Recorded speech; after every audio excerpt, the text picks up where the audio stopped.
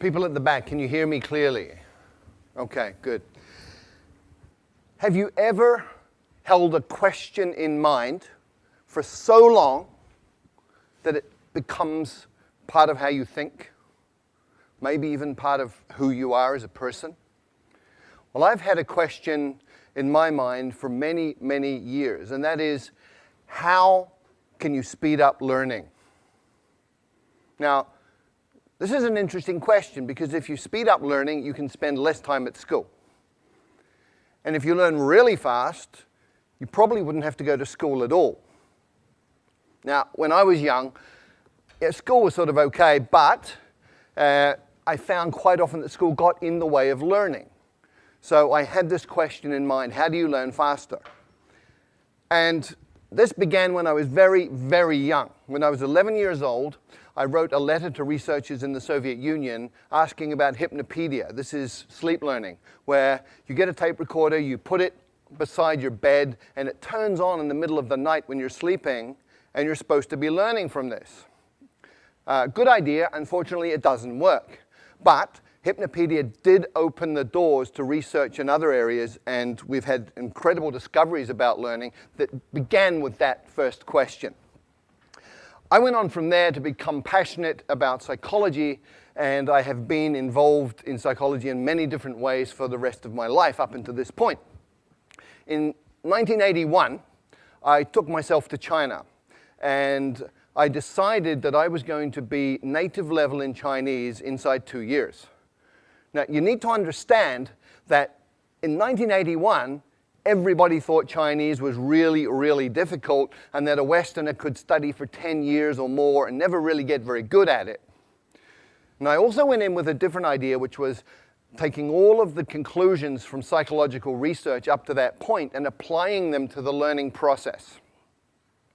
What was really cool was that in 6 months I was fluent in Mandarin Chinese, and it took a little bit longer to get up to native. But I looked around and I saw all of these people from different countries struggling terribly with Chinese. I saw Chinese people struggling terribly to learn English and other languages. And so my question got refined down to, how can you help a normal adult learn a new language quickly, easily, and effectively? Now, this is a really, really important question in today's world. We have massive challenges with environment. We have massive challenges with social dislocation, with wars, all sorts of things going on. And if we can't communicate, we're really going to have difficulty solving these problems. So we need to be able to speak each other's languages. This is really, really important. The question is, how do you do that? Well, it's actually really easy. You look around for people who can already do it.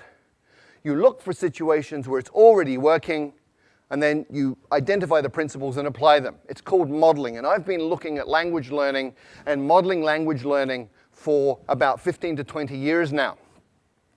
And my conclusion, my observation from this is that any adult can learn a second language to fluency inside 6 months. Now, when I say this, most people think I'm crazy. This is not possible. So let me remind everybody of the history of human progress. It's all about expanding our limits. In 1950, everybody believed that running 1 mile in 4 minutes was impossible. And then Roger Bannister did it in 1956, and from there it's got shorter and shorter. 100 years ago, everybody believed that heavy stuff doesn't fly, except it does, and we all know this. How does heavy stuff fly? We reorganize the material using principles that we have learned from observing nature, birds in this case. And today, we've gone even further. So you can fly a car. You can buy one of these for a couple of $100,000 US. We now have cars in the world that fly. And there's a different way to fly, which we learned from squirrels. So all you need to do is copy what a flying squirrel does, build a suit called a wingsuit, and off you go. You can fly like a squirrel. Now, most people, a lot of people, I wouldn't say everybody, but a lot of people think they can't draw. However, there are some key principles, 5 principles that you can apply to learning to draw, and you can actually learn to draw in 5 days. So if you draw like this, You learn these principles for 5 days and apply them, and after 5 days you can draw something like this. Now I know this is true because that was my first drawing, and after 5 days of applying these principles, that was what I was able to do. And I looked at this and I went, wow! So that's how I look like when I'm concentrating so intensely that my brain is exploding. So, anybody can learn to draw in 5 days. And in the same way, with the same logic, anybody can learn a second language in 6 months. How? There are 5 principles and 7 actions. There may be a few more, but these are absolutely core. And before I get into those, I just want to talk about 2 myths. I want to dispel 2 myths. The first is that you need talent. Let me tell you about Zoe. Zoe came from Australia, went to Holland, was trying to learn Dutch, struggling extremely a great deal, and finally, people were saying you're completely useless, you're not talented, give up, you're a waste of time, and she was very, very depressed. And then she came across these 5 principles, she moved to Brazil, and she applied them, and in 6 months she was fluent in Portuguese. So talent doesn't matter. People also think that immersion in a new country is the way to learn a language, but look around Hong Kong, look at all the Westerners who've been here for 10 years who don't speak a word of Chinese. Look at all the Chinese living in America, Britain, Australia, Canada, who've been there 10, 20 years and they don't speak any English. Immersion per se does not work. Why? Because a drowning man cannot learn to swim. When you don't speak a language, you're like a baby, and if you drop yourself into a context which is all adults talking about stuff over your head, you won't learn. So, what are the 5 principles that you need to pay attention to? First, there are 4 words. Attention, meaning, relevance, and memory. And these interconnect in very, very important ways, especially when you're talking about learning. Come with me on a journey through a forest. You go on a walk through a forest and you see something like this. Little marks on a tree. Maybe you pay attention, maybe you don't. You go another 50 meters and you see this. You should be paying attention. Another 50 meters, if you haven't been paying attention, you see this. And at this point, you're paying attention. And you've just learned that this is important, it's relevant, because it means this, and anything that is related, any information related to your survival is stuff that you're going to pay attention to, and therefore you're going to remember it. If it's related to your own personal goals, then you're going to pay attention to it. If it's relevant, you're going to remember it. So the first rule, first principle for learning a language is focus on language content that is relevant to you, which brings us to tools. We master tools by using tools, and we learn tools the fastest when they're relevant to us. So let me share a story. A keyboard is a tool. Typing Chinese a certain way, there are methods for this, that's a tool. I had a colleague many years ago who went to night school Tuesday night, Thursday night, 2 hours each time, practicing at home. She spent 9 months and she did not learn to type Chinese. And one night we had a crisis. We had 48 hours to deliver a training manual in Chinese.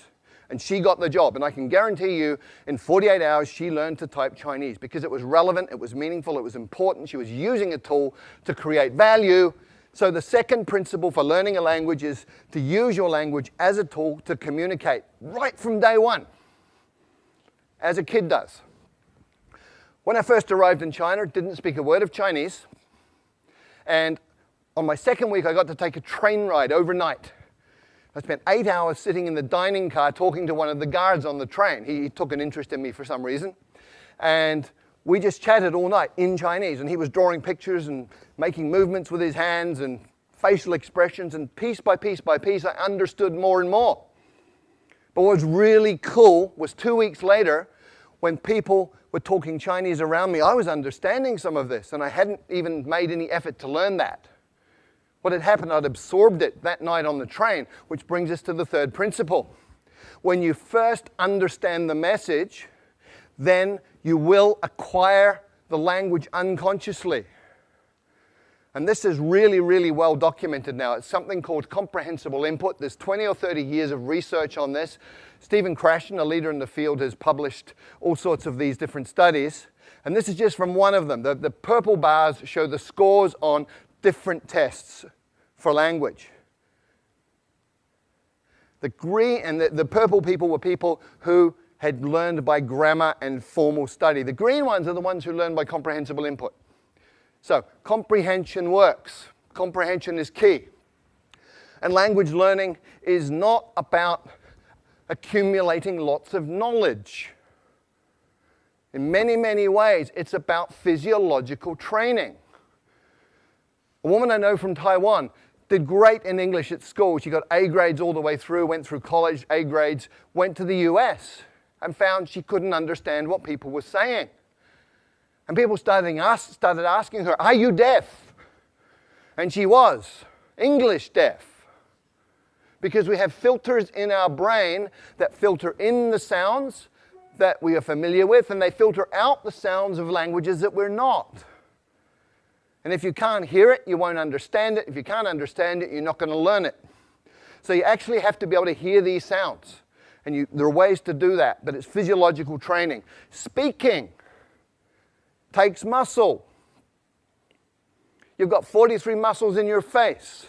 You have to coordinate those in a way that you make sounds that other people will understand. If you've ever done a new sport for a couple of days and you know how your body feels, hurts, if your face is hurting, you're doing it right. And the final principle is state, psychophysiological state.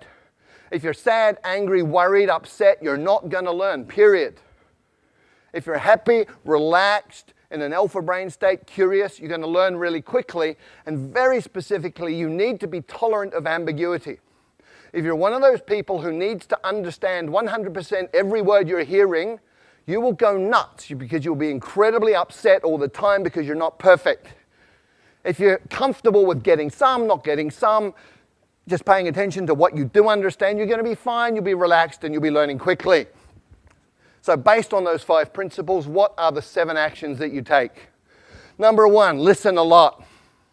I call it brain soaking. You put yourself in a context where you're hearing tons and tons and tons of the language, and it doesn't matter if you understand it or not. You're listening to the rhythms, you're listening to patterns that repeat, you're listening to things that stand out. So just soak your brain in this. The second action is you get the meaning first, even before you get the words. And you go, well, how do I do that? I don't know the words. Well, you understand what these different postures mean. Human communication is body language in many, many ways. So much body language. From body language, you can understand a lot of communication. Therefore, you're understanding, you're acquiring through comprehensible input. And you can also use patterns that you already know. If you're a Chinese speaker of Mandarin and Cantonese and you go to Vietnam, you will understand 60% of what they say to you in daily conversation because Vietnamese is about 30% Mandarin, 30% Cantonese. The third action, start mixing. You probably have never thought of this, but if you've got 10 verbs, 10 nouns, and 10 adjectives, you can say 1,000 different things. Right? Language is a creative process. What do babies do? Okay, me, ba, now. Okay, that's how they communicate. So start mixing, get creative, have fun with it. It doesn't have to be perfect, just has to work. And when you're doing this, you focus on the core. What does that mean? Well, with every language, there's high-frequency content. In English, 1,000 words covers 85% of anything you're ever going to say in daily communication. 3,000 words gives you 98% of anything you're going to say in daily conversation. You've got 3,000 words, you're speaking the language. The rest is icing on the cake. And when you're just beginning with a new language, start with your toolbox. Week number 1. In your new language, you say things like, how do you say that? I don't understand. Repeat that, please. What does that mean? All in your target language. You're using it as a tool, making it useful to you. It's relevant to learn other things about the language. By week 2, you should be saying things like me, this, you, that, give, hot, simple pronouns, simple nouns, simple verbs, simple adjectives, communicating like a baby. And by the 3rd or 4th week, you're getting into what I call glue words. Although, but, therefore, these are logical transformers that tie bits of a language together, allowing you to make more complex meaning. At that point, you're talking. And when you're doing that, you should get yourself a language parent. If you look at how children and parents interact, you understand what this means. When a child is speaking, it'll be using simple words, simple combinations, sometimes quite strange, sometimes very strange pronunciation. Other people from outside the family don't understand it. But the parents do. And so the kid has a safe environment, gets confidence. The parents talk to the children with body language and with simple language they know the child understands. So you have a comprehensible input environment that's safe. We know it works, otherwise none of you would speak your mother tongue. So you get yourself a language parent who's somebody interested in you as a person who will communicate with you essentially as an equal, but pay attention to help you understand the message. There are 4 rules of a language parent. Spouses, by the way, are not very good at this, okay? But the 4 rules are, first of all, they will work hard to understand what you mean, even when you're way off beat. Secondly, they will never correct your mistakes.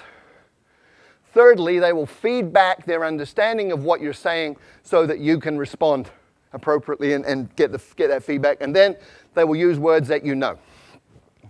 The 6th thing you have to do is copy the face. You've got to get the muscles working right so you can sound in a way that people will understand you.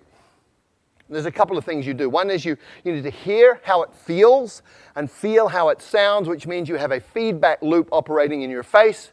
But ideally, if you can look at a native speaker and just observe how they use their face, let your unconscious mind absorb the rules, then you're going to be able to pick it up. And if you can't get a native speaker to look at, you can use stuff like this. Sing, song, king, sung, hung. And the final idea here, the final action you need to take is something that I call direct connect. What does this mean? Well, most people learning a second language sort of take the mother tongue words and the target words and go over them again and again in their mind to try and remember them. Really inefficient. What you need to do is realize that everything you know is an image inside your mind, it's feelings. If you talk about fire, you can smell the smoke, you can hear the crackling, you can see the flames. So what you do is you go into that imagery and all of that memory and you come out with another pathway. So I call it same box, different path. You come out that pathway and you build it over time. You become more and more skilled and just connecting the new sounds to those images that you already have and to that internal representation.